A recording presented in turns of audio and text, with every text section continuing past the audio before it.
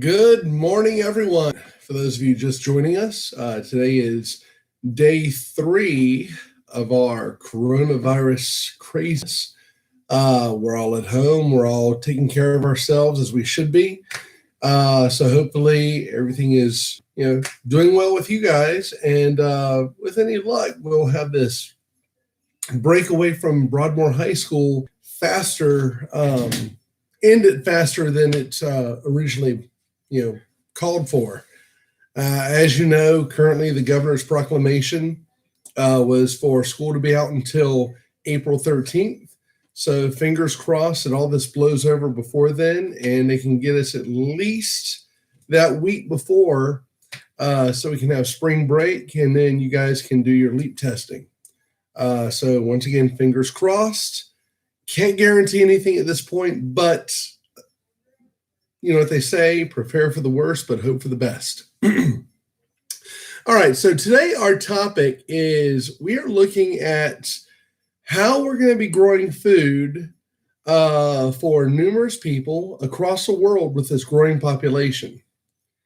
And we're going to touch on a little bit of ethics today because we're going to see there's one company in particular that's actually making different types of foods. And as a result, they're big into agriculture. And the problem is that they tend to go a little bit overboard in certain areas. To that effect, you're going to be doing an ed puzzle about this company, which I shall not name right now. And then you're also going to be looking at a report about a lawsuit. This company is, once again, big into agriculture. It's biotech.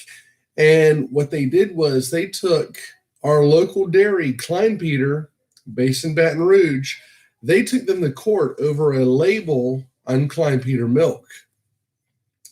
So you guys are going to be reading over this instance about what happened with that one. And you're going to come to a conclusion, regardless of who won the case.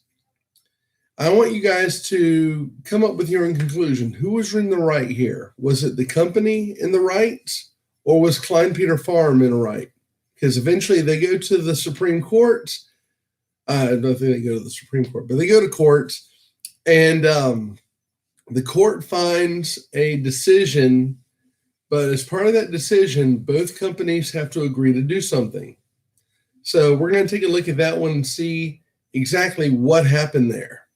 I realize that currently my room is kind of dark here. Reason being is that yesterday the air conditioning went out. So I'm waiting for the AC repairman to come in.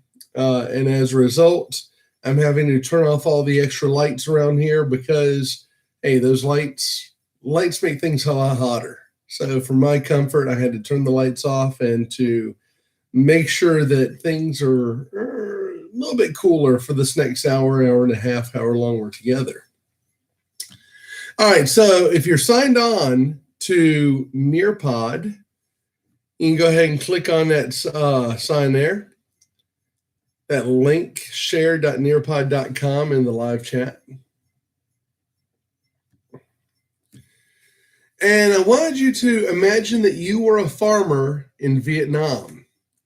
What kind of agriculture would you be doing? And secondly, what challenges do you think you would face? And to explain what this is, at the bottom I've got some Vietnamese writing there. That is my own thoughts about the GIF image or the GIF image on the side. It says An Hamburger Hong or Hong. Pardon me if you know how to speak Vietnamese. When it comes to all these accent marks and different ways to pronounce different letters, I don't have a lot of experience with that one. Essentially, because Western Europe, where I'm from, where my family's from, we're usually looking at just kind of basic accent marks, like with French and German. Even then, stuff like Gaelic, Irish kind of throws me for a loop. But essentially what it's saying here, I translated it to eat pink hamburger. I don't know what that means. So as far as I can tell from the GIF image, it's apparently some sort of promotion for Pepsi, because as you can see, there's a can of Pepsi behind the hamburger dancing there. So I'm not quite sure. So I put my own thoughts about it in Vietnamese, thanks to Google Translate. So if you have any, if you're one of my Vietnamese students who can speak the language, I would love to hear an explanation for that one. You can put it right there in the live chat on the side of the screen there. All right, here we go. So here is your bell ringer. Just like everything else, it's on Google Forms. You can go ahead and get this one done. Agriculture Day 5. I've still got my nephew's goat, Barney, is up at the top there. He was born Friday night, Saturday morning, somewhere around then. All I know is that Friday we went in the barn to feed up and he wasn't there. And then Saturday morning we went to the barn to get the goats out and there he was. Just one, which is kind of strange.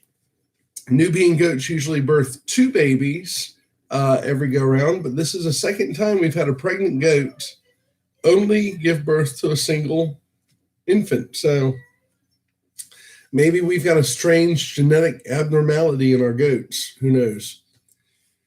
But go ahead. Imagine you lived in Vietnam. What kind of agriculture would you be doing? And what challenges do you think you would have? So go ahead and answer that one. I'll give you a couple of minutes. What I'll do is I'll go ahead and play a brief snippet, a little bit of music to get you thinking. So here's our thinking music.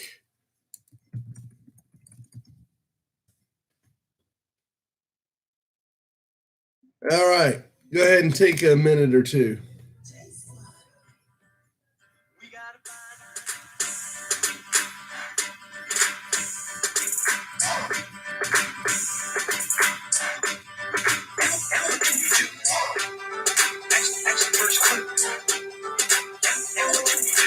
I'm not dancing, you're dancing.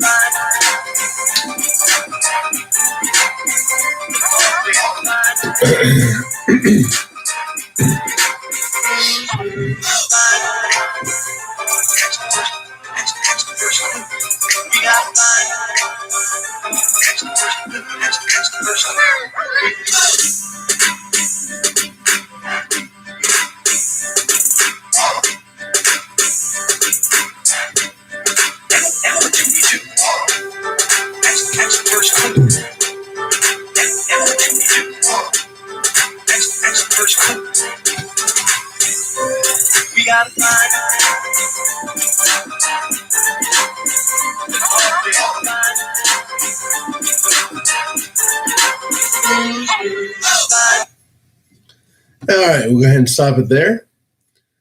So I gave you about 2 minutes there. Imagine if you lived in Vietnam, what kind of agriculture would you be doing? And a couple of the responses I've got one person saying they would be doing rice, growing rice. Challenges faced would be growing enough rice to feed everyone around you. And that is true. In Vietnam, it's currently Vietnam one country today, but I was thinking about North and South Vietnam. Rice is going to be a major crop of theirs, as well as some other types of fruit, such as in parts of Vietnam, they do grow bananas and what we call plantains. You've probably eaten a plantain before. Chinese restaurants sell them a lot. Usually it's called fried banana. tastes very similar to a actual banana, but it is fried. You don't want to eat it raw because it's got a little bit of a different texture than a banana does, but it's a very close relative. All right, so let's go ahead and move forward.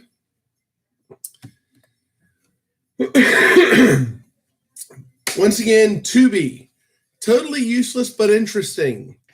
There's a species of pufferfish called the fugu. And the fugu pufferfish is a delicacy. The Japanese love it. However, fugu pufferfish are very toxic.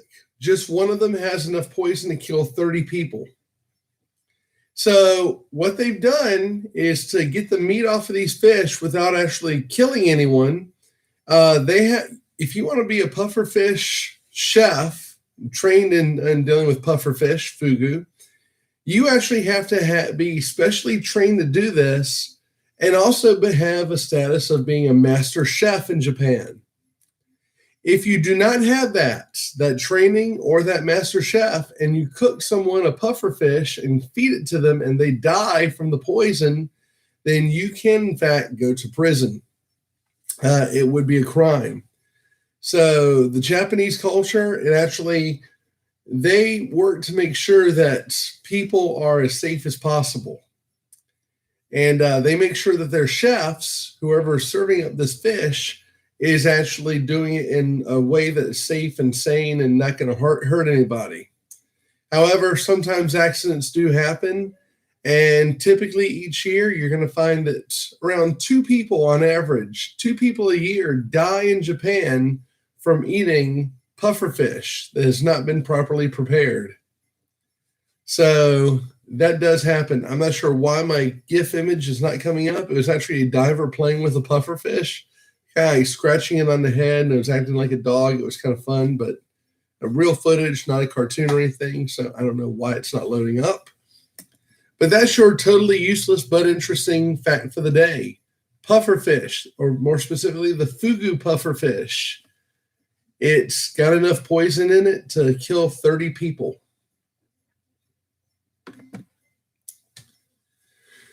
So what are some ways, this is Agriculture Day 5, Feeding the World. What are some ways that we can ensure that everyone in the world gets that necessary 1,800 to 2,000 calories a day? Think of some answers here. You can type them in on Google, on YouTube Live. If you're watching YouTube Live via phone or other device. As far as I know, I still have not heard back from our guys at tech support. So as far as I know, it's still not available for Chromebook, which is a major shame, if I must say so myself.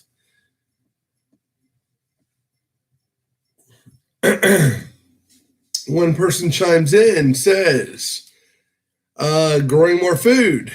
Yeah, that would definitely do it. You actually do have to grow more food, provide more food to more people. But here's the thing. Sometimes you can't grow more food. So what do you do in those cases? All right, so let's take a look at some of our solutions.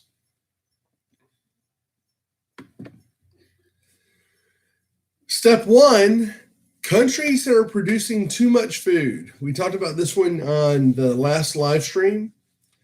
If you live in a country that's producing too much food, you can export the excess food to other areas who might need it. In fact, the United Nations, as you see on the screen here, has a program called the World Food Program.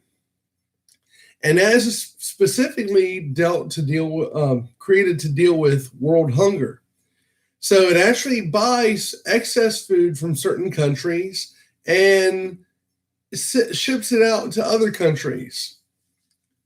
The top 5 food exporting countries. Number 1, the United States. We have enough food that we can feed ourselves and have that little bit left over that we're actually able to ship out to other countries. And to the tune of, I believe that they estimate it's roughly about $5 billion a year worth of crops that we actually send out. So there's a lot of food leaving the United States. The next one is one that kind of blew me away because it's such a tiny country, but they are growing a lot of food to export and send to other places, and that is the Netherlands. Places around Amsterdam. Typically, we think of the Netherlands as having those big windmills and the fields full of tulips that they're planning to send out. If y'all are familiar with the Diary of Anne Frank, the capital of the Netherlands, Amsterdam, was where Anne Frank and her family was hiding from the Nazis before they were captured and sent to the concentration camps. Number 3, Germany. Makes sense. Germany does have a thriving agriculture.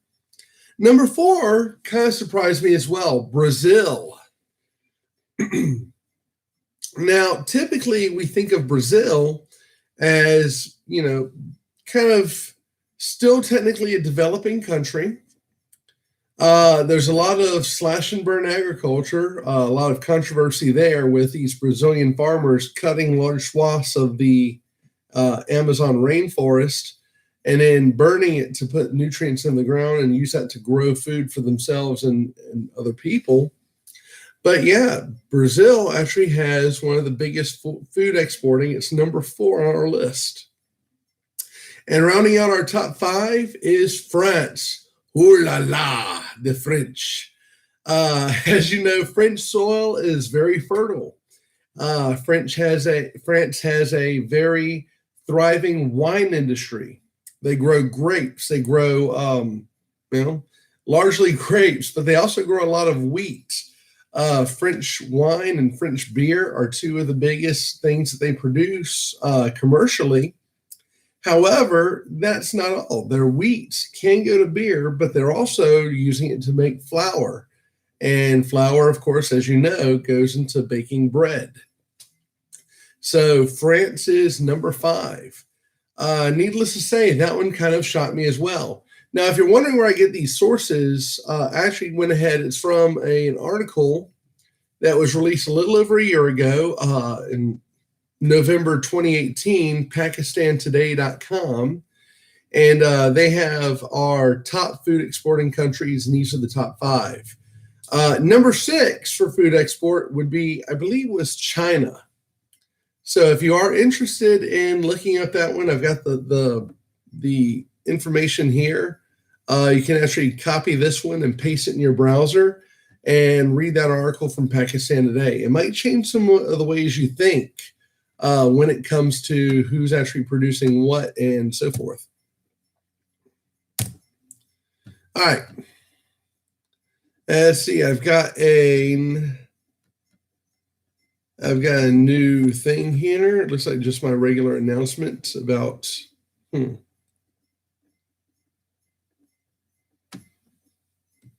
So Amaria says, mine is not working. All right, so Amaria.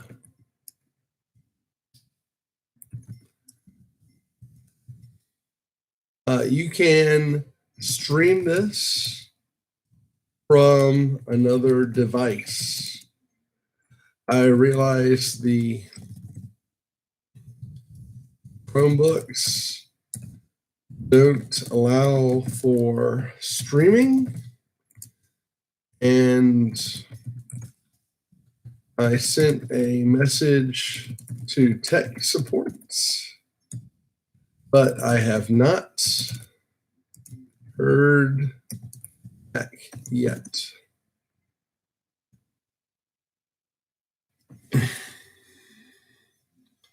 All right. So I went ahead and sent that message there. I do have Remind open. So if any of y'all have any questions and such, it pops up on my Remind stream. I can pull that up and be able to see what's going on there and so forth. All right. So we got one half of our equation, the top 5 food producing countries for food exporting, the ones who are shipping food out. Our next one, and unfortunately I don't have a source for this one, where does the food go? Here are the major importers: Russia, Germany, the United Kingdom, and unfortunately, after that, they give you continents: Africa, Southwest Asia, East Asia, and Central Asia. Now, I find it, and I'm sure you do too, find it kind of awkward and strange that Germany would be on both of these lists as a top food exporter, as well as a top food importer, a major importer. Well, in Germany's case, while they are producing a lot of things, there are some things that Germans like that they do not produce. So they have to look for those food items from other places. Case in point, I think one of Germany's biggest traders, that is trade partners when it comes to food, would be France, because France does produce a lot of cattle. Germany, not so much, because if you look at some of the German topography, there is a lot of mountains in Germany. There are a lot of mountains in Germany. And as a result, it makes cattle production rather strained. Not strange, but strained, as in Germans cannot produce a lot of cattle, but France can. Excuse me. Sorry, that's just a little bit of dry throat there. No corona. No. But anyway, so Germany gets a lot of its beef products from France. And that's why we're seeing them on both of these lists there, because they do have a lot of open trade with France. Everywhere else you could think of on here: Russia, the United Kingdom, Southwest Asia. Those are places that are either landlocked or they just don't have a lot of arable land. In the case of the United Kingdom, they are essentially an island. So food production for them, they're going to have to rely more on importing new foods. Africa or Southwest Asia, such as the Middle East, you're going to have a lot of places with a lot of droughts. East Asia, China, once again, it's kind of strange because China does export a lot of food, but at the same time, they're also importing a lot, especially from Louisiana. The Chinese, soy is a big part of their diet. And in order to feed 1.4 billion people, they need to have as much soy as they can get. Major part of the diet. And as a result, they look to the United States. So Louisiana soybean farmers predominantly ship to China. And Central Asia, places like you're looking around Mongolia, Uzbekistan, I think a little bit of Turkmenistan. I don't know if Turkmenistan's still around today, but Turkmenistan would be one of them, kind of like north between China and the Middle East, that part of Central Asia right there. There's a lot of area there because there's a lot of desert. You can't really do a lot of farming there, so food is imported. Africa, especially places like the Sudan, Ethiopia, south of Egypt, but north of Kenya, there's a lot of food importing going on there as well. I wish I could find, I tried looking for the actual, like the top 5 countries for food importing, but I was not able to find those. So take that as you will. So I'm just going by what they left for me in that slideshow before I started making everything. Next up. So our number one way to produce more food is to make more farmland. However, there are some problems with that. Number one, urbanization. This is something that's been happening in Livingston Parish for the past, I would say, 20 years now. And I am not exactly a fan of it. Farmland gets turned into cities. Forest land gets knocked down, and instead of providing food for people, they turn it into a shopping center. I'm not a fan of. I'm not sure exactly where this GIF takes place. I saw a label there. I think it might be in Brazil. Possibly Brazil, definitely because you can actually see, find the Rio, pull this up on here, google.com, Rio J.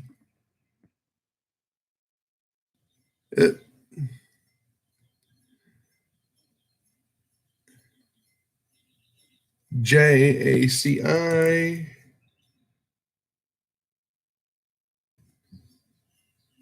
The Rio JC Parana, that is in Brazil. And you're seeing here where there's actually a lot of encroachments. And you can see a lot of roads being cut, places being cleared out to grow these cities. You're seeing the city center right there, kind of just a little bit to the right of the center of the screen of the picture. But then you're seeing these areas, they're actually being cleared out to expand the city. This happens everywhere in the world, not just in Brazil. As I mentioned before, it is happening in Livingston Parish. It's happening in a lot of rural places across Louisiana. In fact, they're going to be building there's a plan to build a new interstate across the central Louisiana area, which is going to run from essentially Jackson, Mississippi to Alexandria and then into Texas. A lot of those areas are very much rural farmland, but as soon as that interstate gets built, should it ever actually happen, you're going to see more people building around that interstate, and you're going to be seeing more farmland being destroyed in order to build more cities.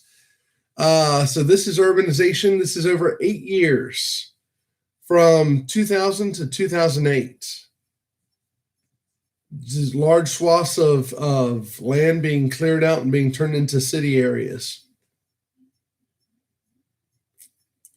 Number 2, we have desertification, which, if you remember, desertification from the Aral Sea, let me pull up on here, Aral Sea GIF. And let me pull this one up for you guys so you can see it. Here we go, from Giphy. Copy image address. And I'm going to share this one out on Nearpod for you guys. Add activity, web content, and paste. Share. All right, so you guys should be able to see this one. Who's in? Hi, Mizell. But this is the Aral Sea we talked about over on our last live stream. A couple of things you can see here.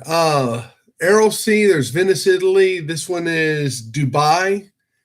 And you can see a couple of things. One is desertification, the Aral Sea shrinking.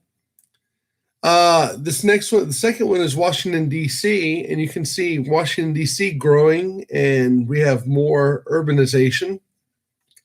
Third one is Venice, Italy. They're having some issues, but Venice, Italy is actually sinking under the sea. And coastal erosion. And here's Dubai, the last one, with more urbanization. As you can see with Dubai, if you pay attention to it, you're going to see that the people of Dubai are actually building artificial islands into the sea itself. So they're being a little bit more proactive with the environment. However, all these other places are having different problems. All right, so let's go ahead and get rid of this one. Close the activity. Yes. And third is salinization. In certain areas, water, all soil is going to have some form of salt in the soil. No matter where in the world you go, there's going to be some sort of salt in the soil.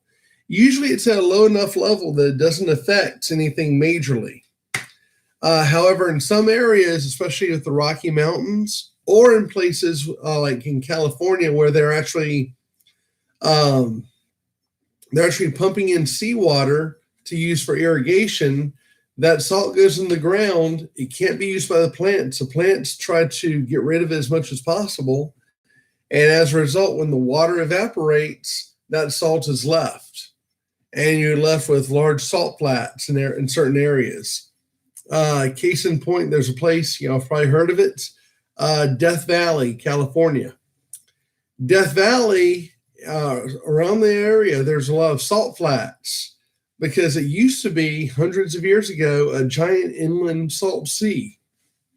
And what happened was, once the sea evaporated, became a desert, then all that salt was left behind because, as you know, water evaporates into the atmosphere, but the things inside the water, such as the salt content and sodium chloride, does not evaporate at all. It stays on the ground. All right, next up. Another way we produce more food is we go fishing. We actually expand our commercial fishing operations. Now, we can catch more and more wild fish to feed our populations, but there's a problem with this. And if you pay attention to what's going on in the Gulf of Mexico, we have certain areas that you are not allowed to fish in. Commercial fishermen cannot go in certain areas because we have been overfishing. And we've seriously and dangerously depleted our wild fish populations. So at certain times, there are no-go zones where you're not allowed to go into and go fishing because those areas are marked off for fish breeding. You want to try to maintain those populations because once an animal goes extinct, barring there's some sort of crazy Jurassic Park cloning thing going on, you're not going to bring that animal back from extinction. Although there have been instances, people have been trying. There's an animal called the quagga, and scientists have claimed that they brought it back from extinction. I don't know if that's actually happening, or if that's even possible, but the quagga, there's another one, the Tasmanian tiger, also known as the thylacine. Those are actually, people have been trying to bring those back from being extinct with mixed results. I don't think anything's really come full scale of it. However, fish populations makes it a little bit harder because you have to find living specimens of those fish or enough of the specimen that you can actually have a genetic template. So in the meantime, because we're not cloning fish, we decide to have these no-go zones, no fishing zones in the Gulf of Mexico. Now, to make up for our shortfall there, because we're not getting as many fish, we actually turn to aquaculture, essentially fish farming. As you can see in this picture, this is an aquaculture, a fish farm. They have all these different tanks, and in each tank, you're seeing fish in there. So you can actually breed your own fish and be able to raise your fish and then eventually harvest those fish for sale in supermarkets or restaurants. In fact, Louisiana catfish, this is how most catfish in restaurants and at the grocery store come to be. Louisiana does have numerous fish farms. The one I know, there's one, at least it used to be in Natchitoches. So if you ever go up to Natchitoches, they should let you tour it. Let me see. Let me pull that and make sure it's still available.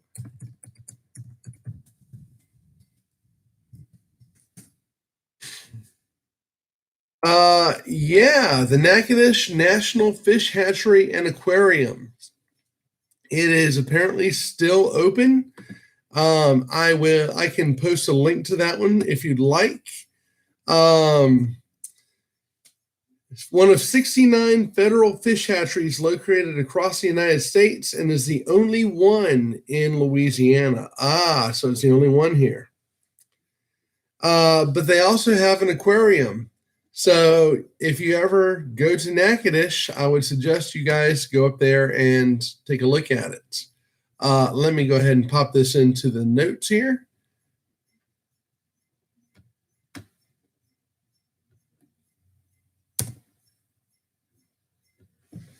Let's see, should be able to click this one and get into Nearpod.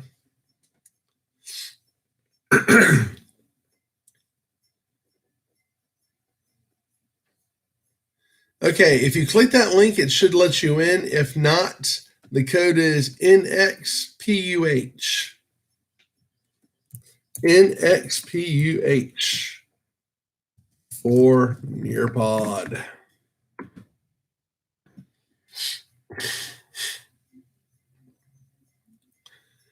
All right, so my Zelle is still in, and I've got whoever this is, Salty Cabbage Gaming. That is the strangest YouTube name I have ever heard, Salty Cabbage. Sounds like a good way to get a heart attack while also cleaning out your bowels. All right. So aquaculture. If you see aquaculture on a test, nudge, nudge, hint, hint, wink, wink. Aquaculture means fish farming.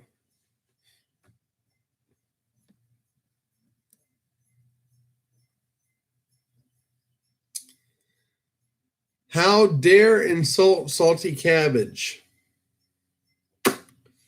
Once again, heart attack plus rampant diarrhea.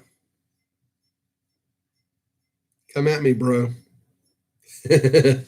All right, so let's go on forward.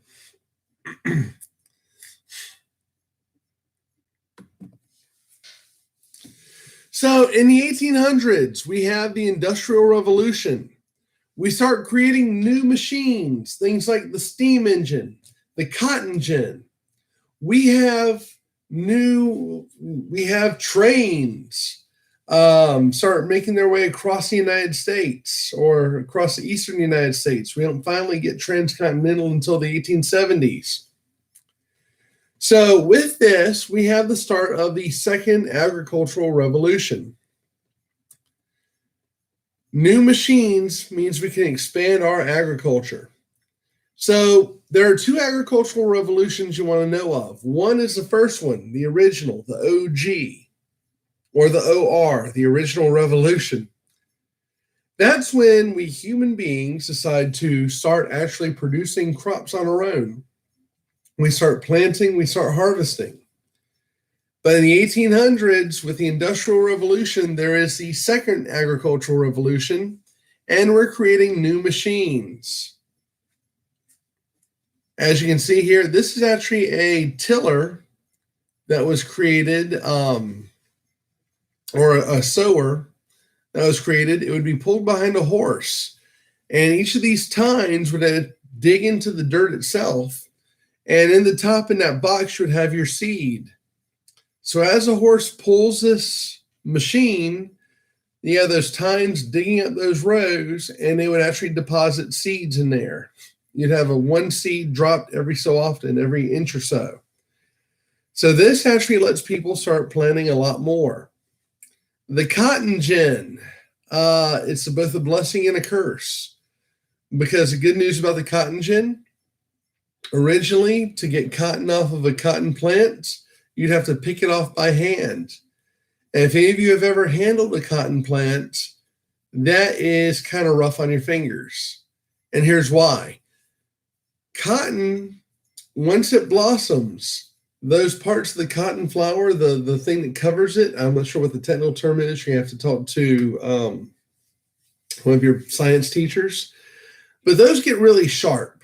So if you're picking cotton by hand and pulling the cotton off of it, then you're going to wind up hurting your fingers. You cut yourself numerous times because these things are crazy sharp.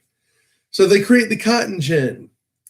Cut the cotton off, a pair of scissors, cut it off, It goes in the cotton gin, and then you turn a crank, and that cotton gin has a bunch of pins that pull the cotton off of the seeds.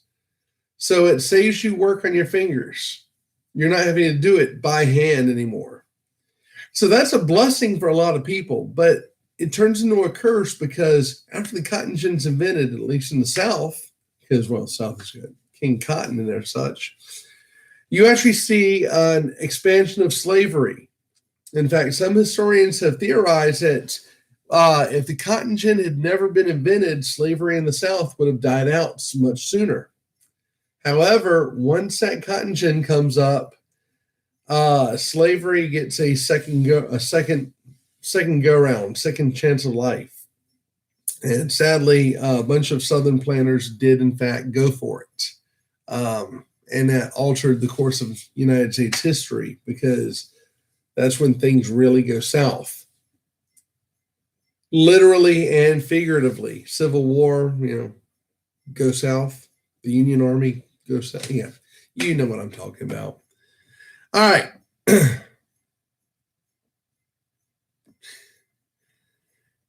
So we have the second agricultural revolution with new machines. We have tractors being formed. Originally, tractors, as we know them, were pulled by horses. And then a nice gentleman over in Germany by the name of Diesel, you probably recognize the name, creates an engine that runs on,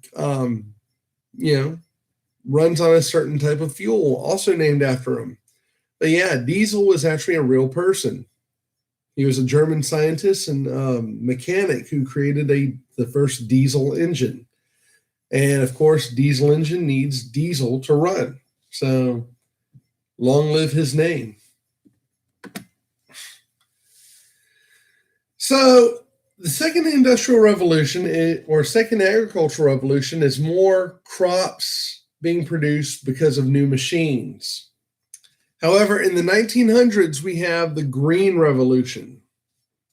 We start using our know-how about genetics to start breeding certain seeds to produce higher yields, more fruit for each seed.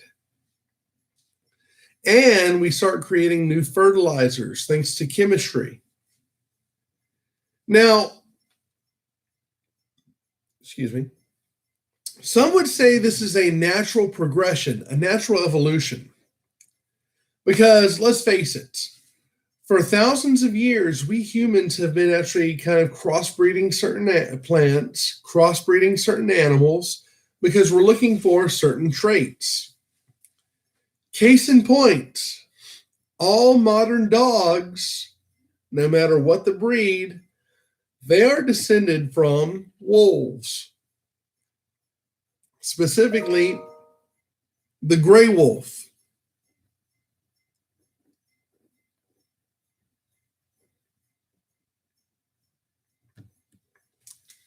So for thousands of years, we've been domesticating these plants and animals. We change them a little bit. We breed them. Dogs and cows, we start breeding certain traits, looking for certain traits. With dogs, we start breeding them to be more docile. And while some dogs, such as Siberian Huskies or Spitz dogs, German Shepherds, still have a lot of their characteristics from wolves, such as the long pointed snout, the tail from a wolf, you'd be accused of being a liar. Pugs are one. I have never seen a wild breed of pug. I don't think anyone has. But over thousands of years of human breeding and, breeding certain traits, we get these dogs with these flat faces and such. We also get some of the most useless dogs ever, which are Chihuahuas.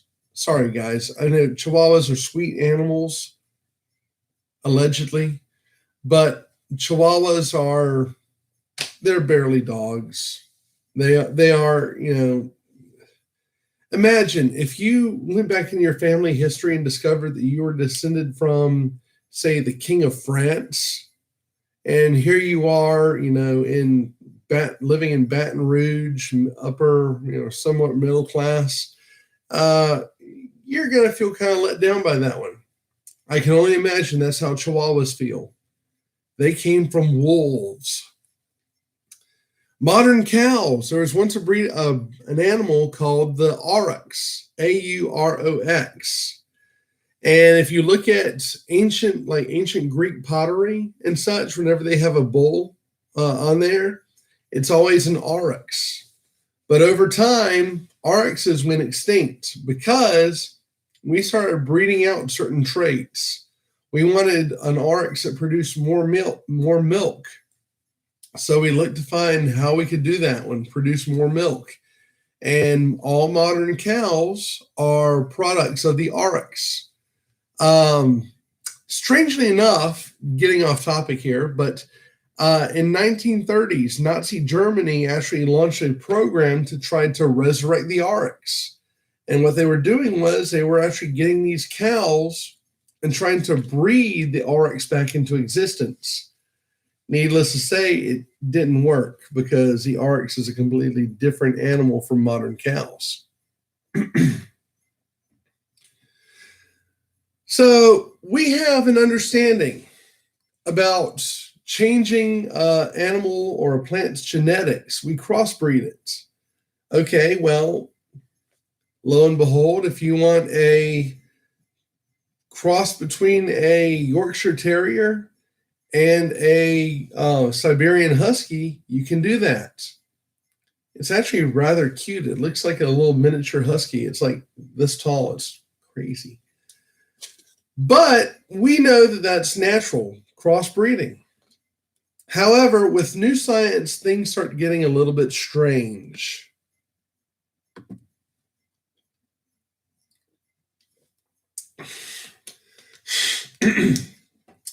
In the early 20th century, we actually take breeding to a whole new level.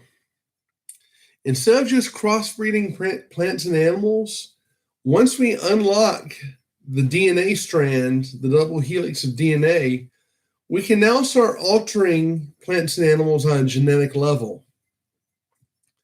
Now, a lot of people, when you hear about genetic engineering, you hear things like Jurassic Park about breeding certain animals and, hey, dinosaurs and Lord knows you can put the complete genetics of a frog into a dinosaur. Yeah, it's my favorite novel of all time. Go figure. So it was largely in the realm of science fiction until around the late 1970s and early 1980s, when we start seeing genetic testing going on, and we also see genetic splicing. You can literally take a gene from say a bug and put it into a plant, and in that way the plant itself would be immune to the bug eating it, because it gives off maybe this chemical that the bug says, hey, I recognize this as being me, so I'm not going to eat it. But that's where things get kind of weird. Now, needless to say, there's been a lot of controversy over this for obvious reasons. How much is too much when it comes to genetically modifying things? Taking out some genes in a DNA strand and replacing it with others. Because Lord knows, things do get changed up quite a lot.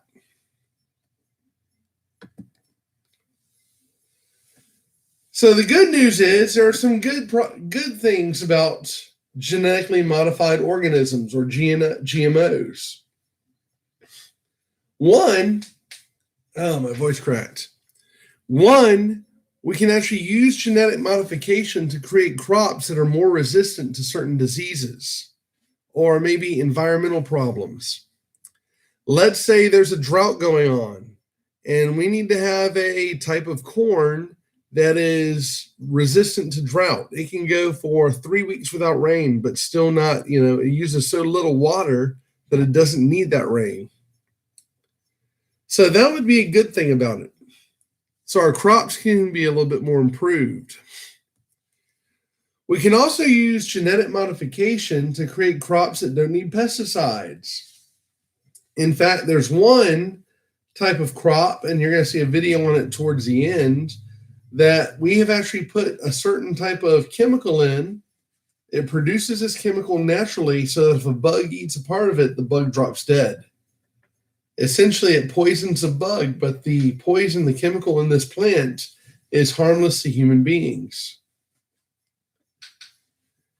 And we can also use genetic modification to create foods that are more nutritious or maybe easier to grow, such as vitamin C. We all love vitamin C. Vitamin C keeps us from getting sick. Or if we do get sick with vitamin C, it actually helps us beat it a little bit faster. It's good for us. You can actually buy vitamin C by itself as a vitamin supplement, say at Walmart, and it's like 1,000% of your daily intake of vitamin C in one pill. But let's say we want to change oranges so that they have more vitamin C in them. We can do that. So it makes it more nutritious. Or maybe a certain thing with a higher calorie count in order to help prevent people from starving to death. Hey, need your 2,000 calories a day. Here's a new type of carrot. This carrot has 120 calories in it. Eat 5 of these, and you're on your way to not starving to death. 5 carrots for breakfast, 500 calories. That could help. Now, naturally, with the good things, there's also some bad things about genetically modified organisms. Some bad things. One is called gene escape. And that's when you start implanting genes into certain plants and animals, but when that plant or animal reproduces, it gets out into the general population. And you could change the entire species like this. Case in point, like our friends the Chihuahua. Poor animals. I feel sorry for them. Used to be wolves. But we actually see the entire species change because of this breed of Chihuahua. Gene escape does the same thing. Imagine you have a certain dog that you've been bred for a certain reason. Maybe it's a beagle, hunting dog.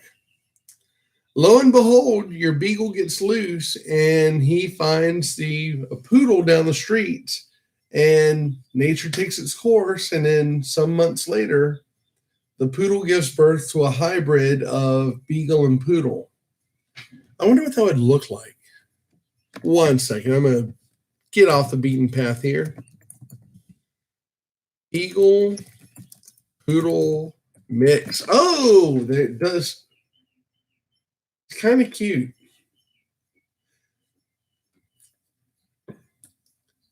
So if you were to cross a beagle and a poodle, you get an animal called a poogle. It's a horrible name, but it does exist.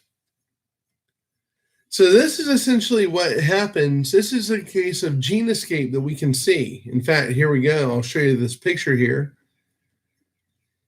Your beagle gets loose, meets a nice poodle down the street.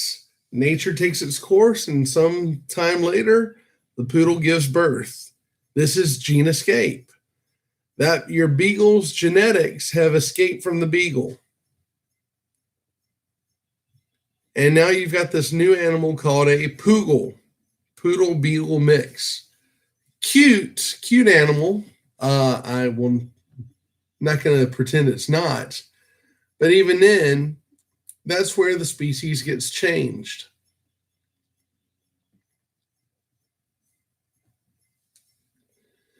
So to prevent this, some genetics companies have actually created what they call terminator seeds.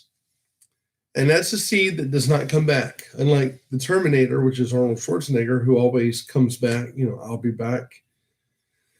Well, terminator seeds are certain seeds that are created that will produce plants, but those plants themselves will not create seeds.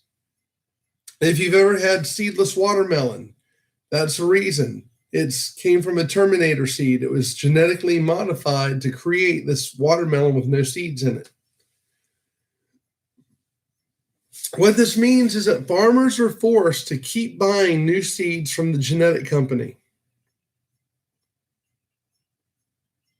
So for thousands of years, as people planted certain items, they would always take a part of what they're planting and save it and replant. Sorry, guys, I have a spot of heartburn here. So say that you have corn, a nice field of corn. You harvest that corn, but while you're taking that corn apart, getting it off the cob, you save some of these corn kernels. And then on your next harvest, you plant those. That's what these genetics companies are trying to prevent. So with a Terminator seed, once you create these seeds, you plant them, they come up as plants. And in the case of corn, the seeds would be essentially sterile. You could not actually plant those and get more corn out of them. Or in the case of seedless watermelon, you're not going to have any seeds whatsoever. So you can't replant and get, continue this line of a certain plant lineage. There's also possible negative effects on human health, including possibilities for new allergies. What happens if someone is allergic to peanuts? Peanuts could kill them. But there's one gene in peanuts that you want to take out of the peanuts and put into tomatoes. Because let's say peanuts are resistant to drought, in theory. I'm just making this up. And you want to make sure that these tomatoes are also going to be resistant to drought. You take that one gene out of the peanut, you put it in the tomato. Well, what happens is, the question is, what happens if someone with a peanut allergy eats that tomato? Will it affect them? So this is our third big controversy here. And our last controversy is that genetics companies can effectively own life forms.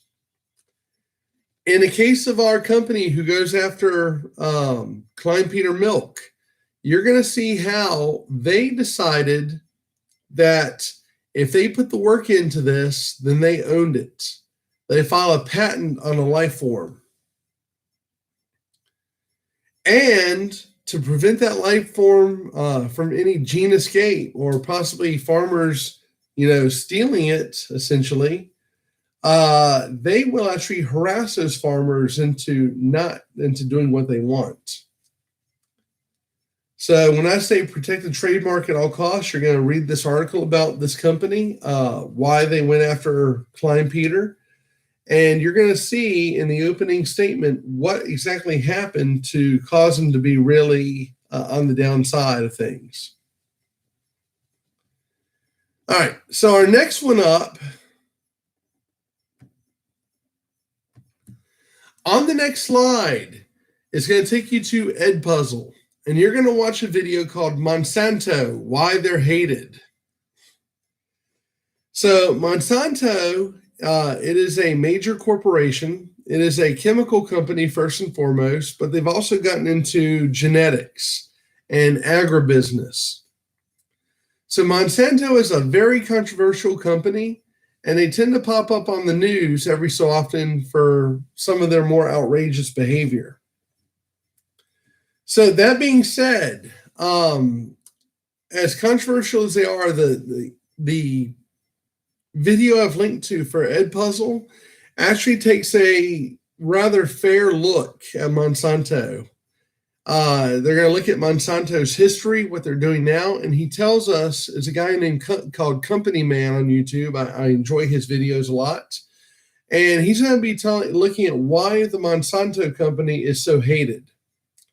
So I'm going to go ahead. I'm going to switch you guys over to Edpuzzle.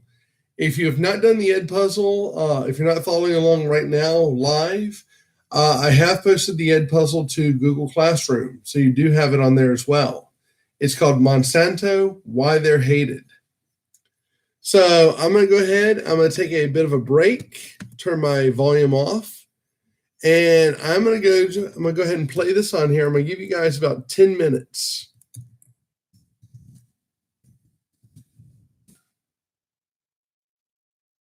Monsanto, why they're hated. Let's see.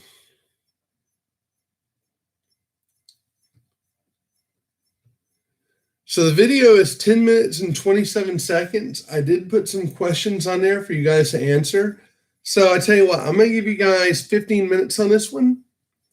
So here we go. Let me set my timer for 15 minutes.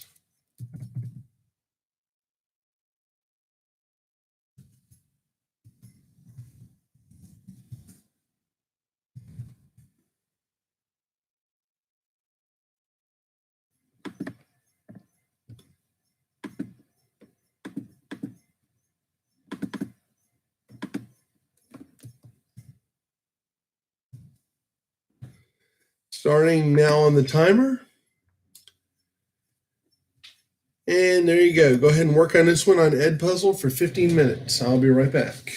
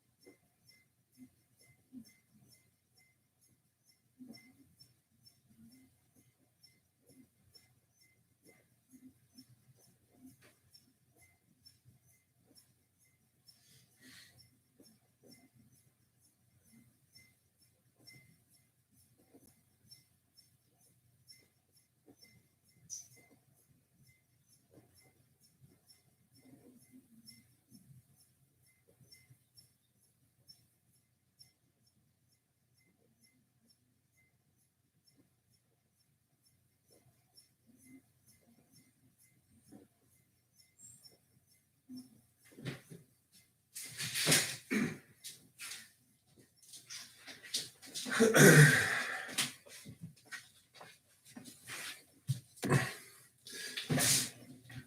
right, guys, 5 more minutes.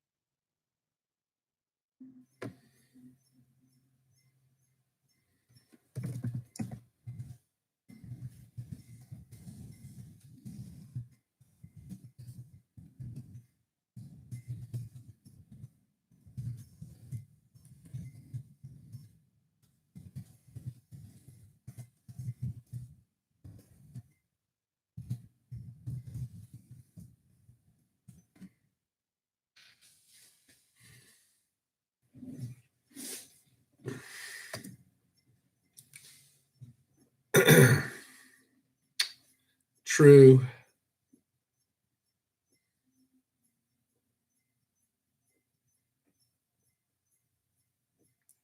So I want to know, who is salty cabbage? I see Sam Terrarium is Namvo, but who is salty cabbage?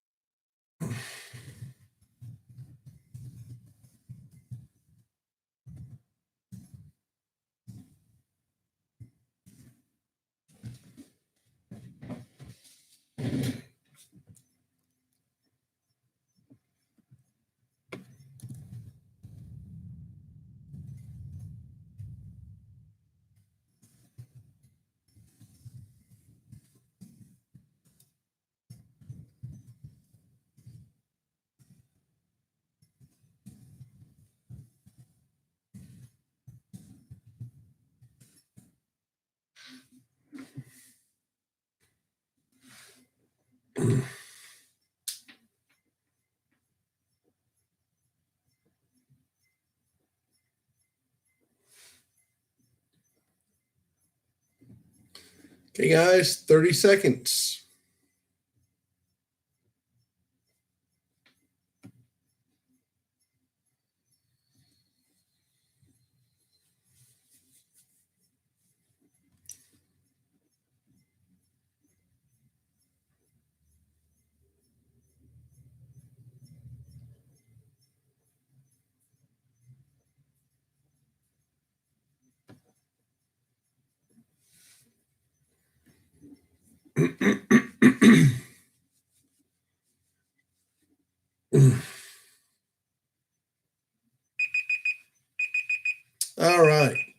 So let's go ahead and start moving forward. Mizell, Nam, are y'all guys okay? Have y'all let me turn this thing off. Have y'all finished with the video yet on Edpuzzle? Because if not, I can give you a couple more minutes to wrap that up. Like I said, the video itself was 10 minutes, about 10 minutes and 30 seconds. So 15 minutes should have been enough time for you guys. But if you need a little extra time, it'd be fine.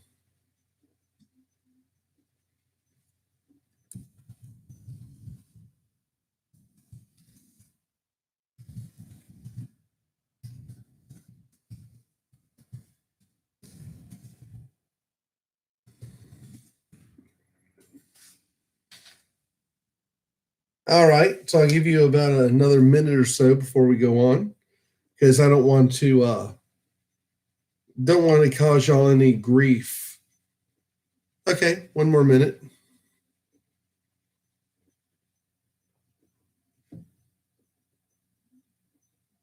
Apparently, I've got a third person viewing. I don't know who that is, but so I've got Nam, I've got Mizell. I don't know who my third person is. Hey, third person, if you feel like signing in or making a note down here, adding a comment, that'd be great.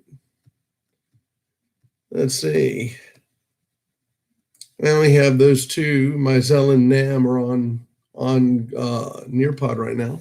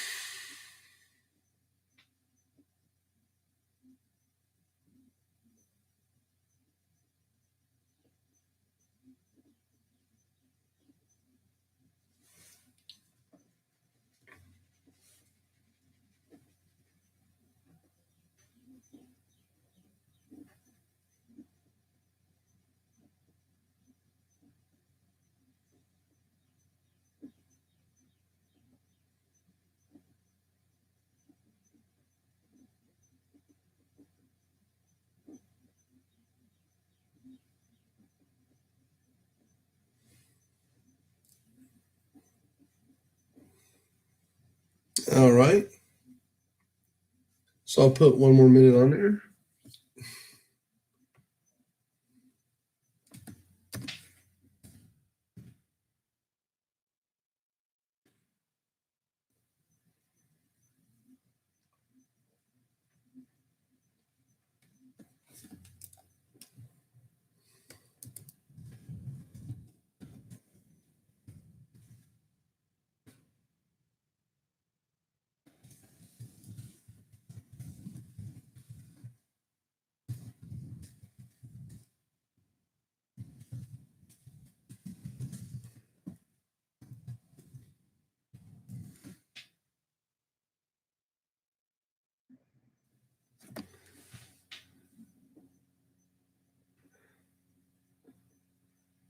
Wow.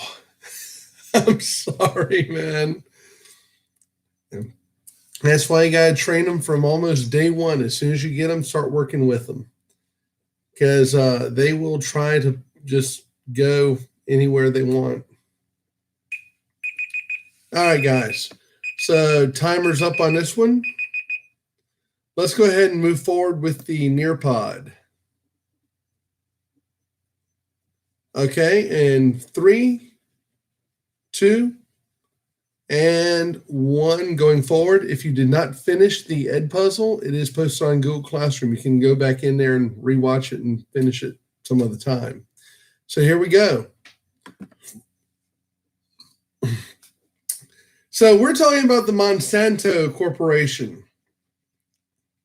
And the reason I chose Monsanto is because this topic especially is because almost all of us living in the Baton Rouge area, we know about Klein-Peter dairy farms. Even if we don't actively use their products, their milk, their buttermilk, their coffee creamers.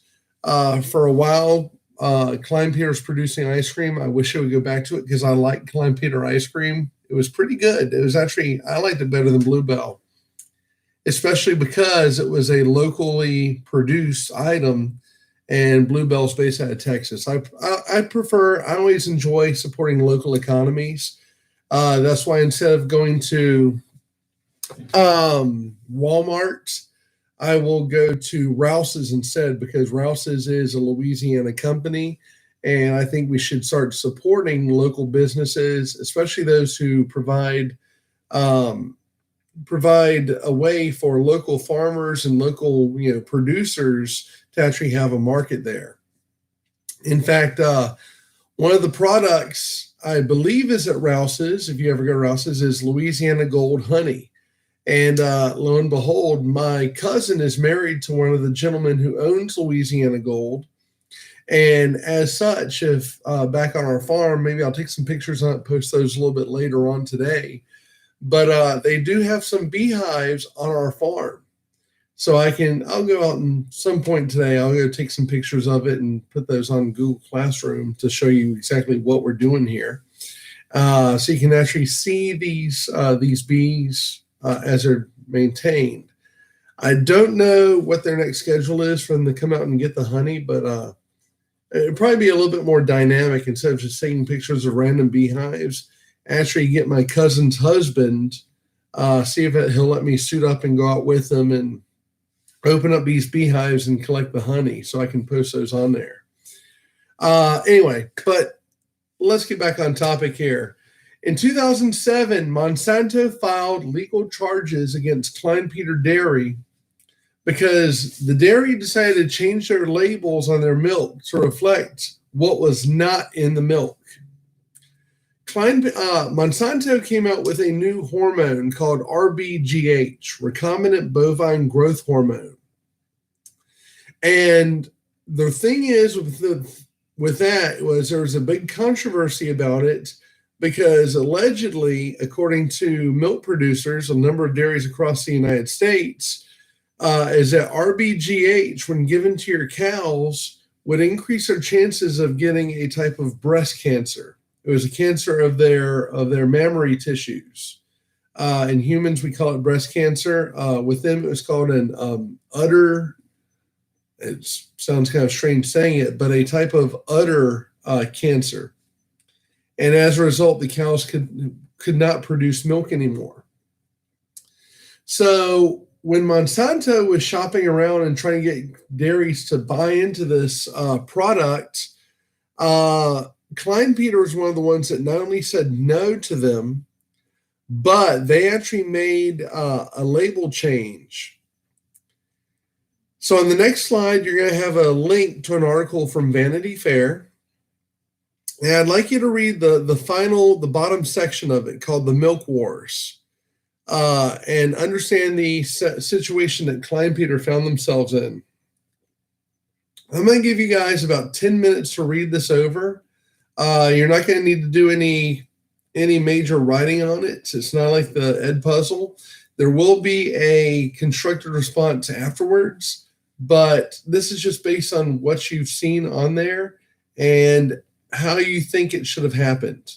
Do you agree with Monsanto's claim that Kleinpeter was saying, essentially kind of trying to make this sound dangerous and using it as a marketing gimmick? Or do you go with Kleinpeter's argument that, hey, you know what, we choose not to use your chemical in our cows, and there's no problem with us saying, hey, we do not use this in our cows?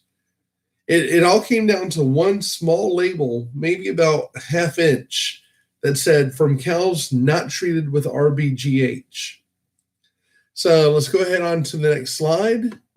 That goes directly to this one. It's an article called Monsanto's Harvest of Fear, but what you're looking for is that last section called The Milk Wars. And this talks directly about what happens between Monsanto and Kleinpeter Farm. So go ahead and take 10 minutes.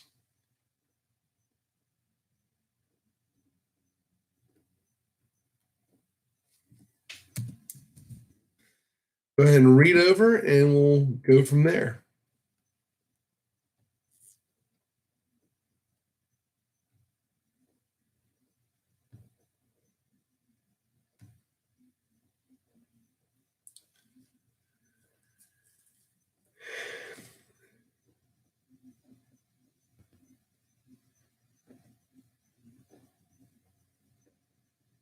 So it's almost down to the very bottom. It's called the Milk Wars. It says Jeff Kleinpeter takes very good care of his dairy cows. So go ahead and start there with that one. You already know the backstory of Monsanto, and a lot of the stuff that they talk about in the rest of the article actually covers that part of it. But we're looking specifically at Monsanto versus Kleinpeter.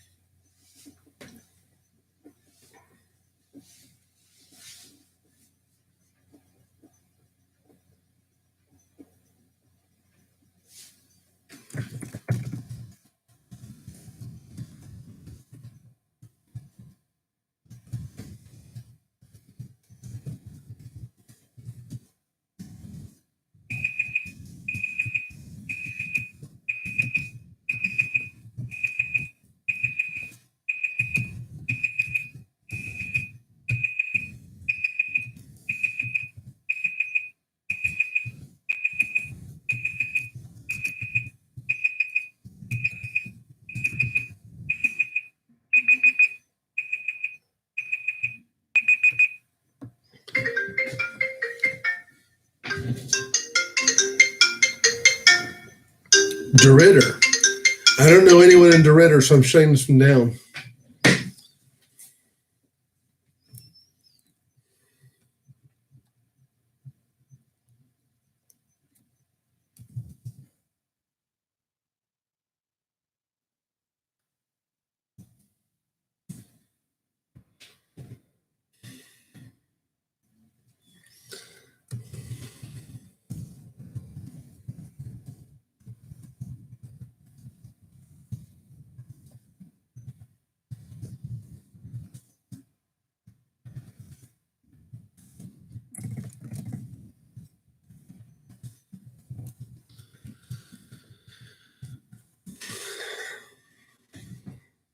Okay, so you've seen both sides of this controversy here.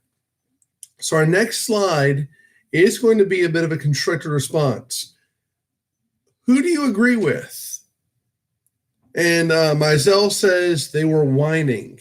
I would say that is a fair assessment. Yeah, you could say that they were whining.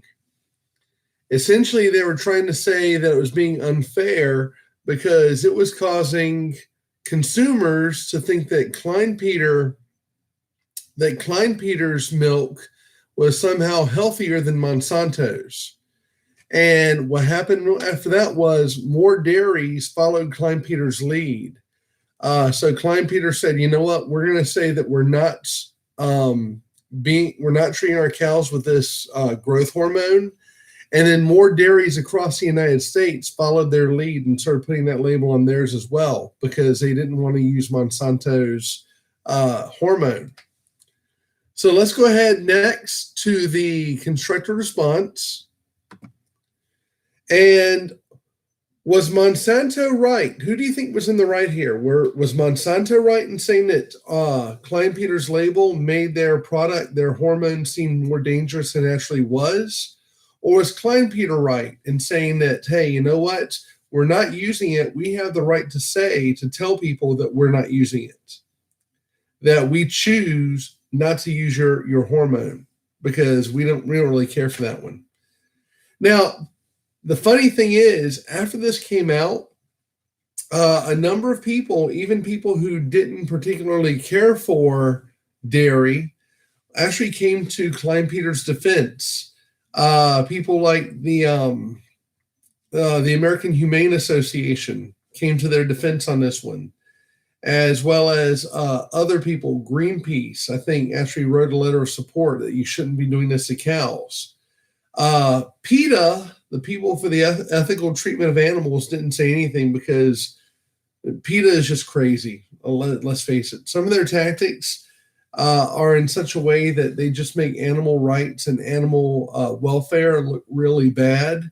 And as such, PETA, because they don't want to be seen endorsing a dairy product because they think dairies are terrible, they don't want to be seen endorsing that one. So they didn't say anything about it. Even though I think if given the choice between Kleinpeter and Monsanto, they'd probably choose Kleinpeter. But Kleinpeter Dairy did get a lot of really good props from a lot of people, especially animal welfare societies, for not doing this.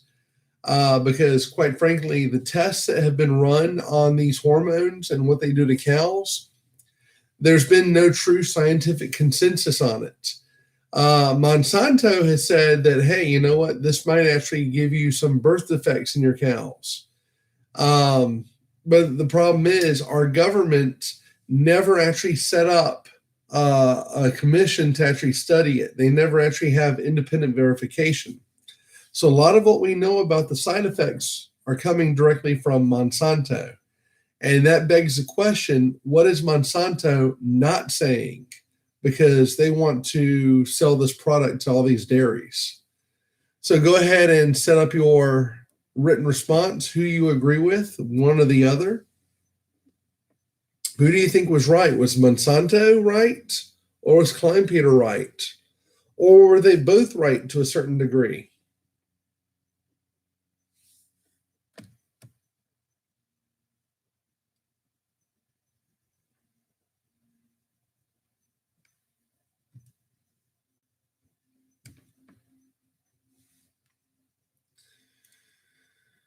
All right, guys, take about a minute and we're going to go ahead and move forward.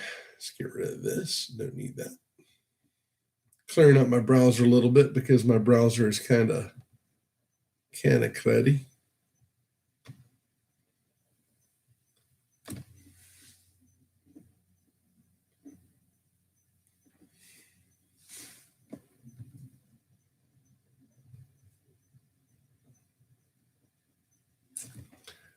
Not bad, Mr. Molina. My first hour, Angel Molina is the only one who's done the Ed puzzle so far.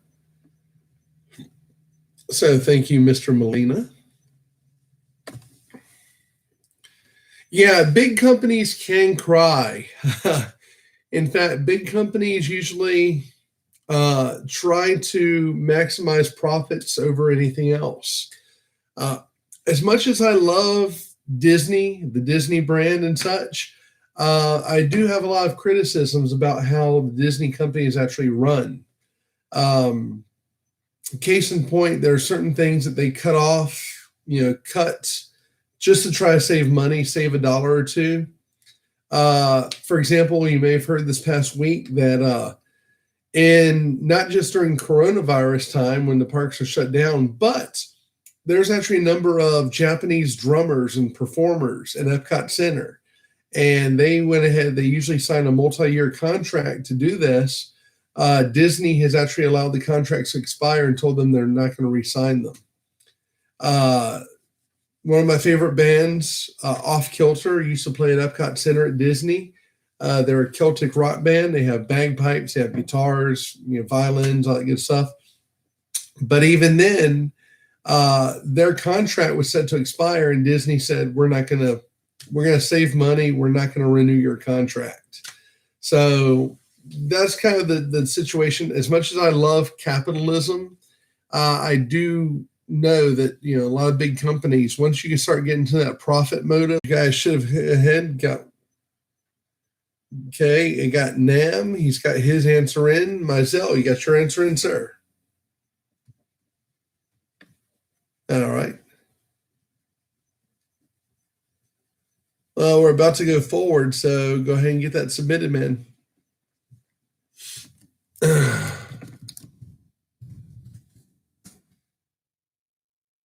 I think that was in my 7th block.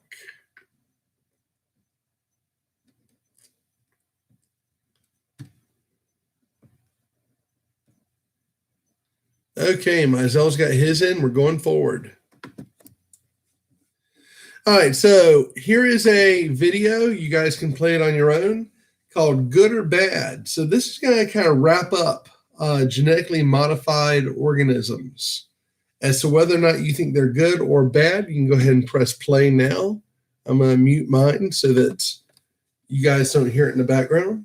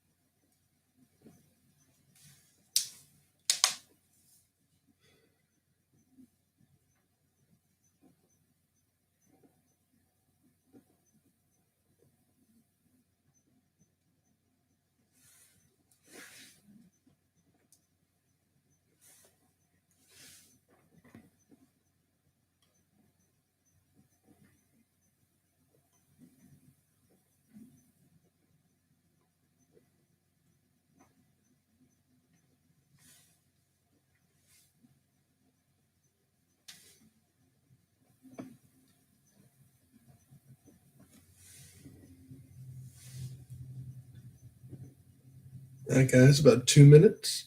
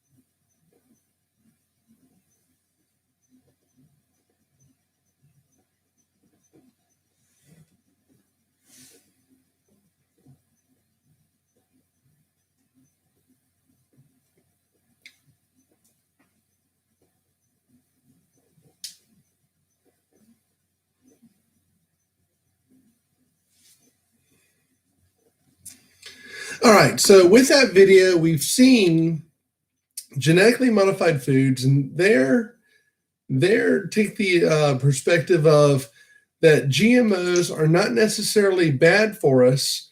However, the GMO companies, these chemical companies and genetics research companies, are the ones who are with bad business practices, are actually kind of giving GMOs a bad name.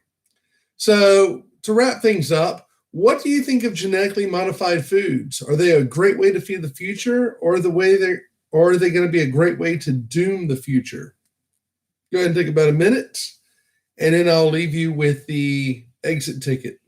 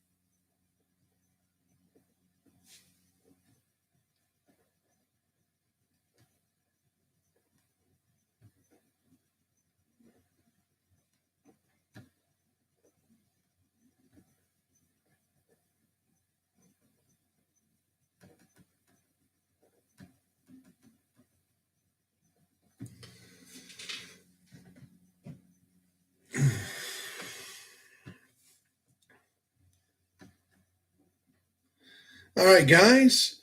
One person says, I think genetically modified food is a bad thing, yet good at the same time, because they don't know what the outcome is, yet they just know that it doesn't hurt us, so they roll with it. Okay, we can go with that one. Another answer is, I think genetically modified foods can save the future by animals, humans, and critters more so. It's a great way to feed future generations because of how we can grow, modify by big or small, helps us to understand bioagriculture. And I would agree with that one. I think right now a lot of the consensus isn't really there, and a lot of the blame that genetically modified foods get come from the way the companies behind those foods are acting. Stuff like Monsanto, with all the things that they've been doing, it kind of hurts their opinion, their outlook in the long run. All right, guys, so that's kind of it for now. I'm going to leave you with the exit ticket on Google Forms.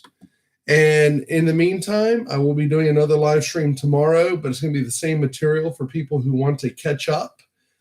So you might not necessarily want to be in on this one. But in case you do, I will be broadcasting again tomorrow morning, 9 o'clock. All right, we ran a little bit over today. I try to be done within an hour and a half. So take that as you will.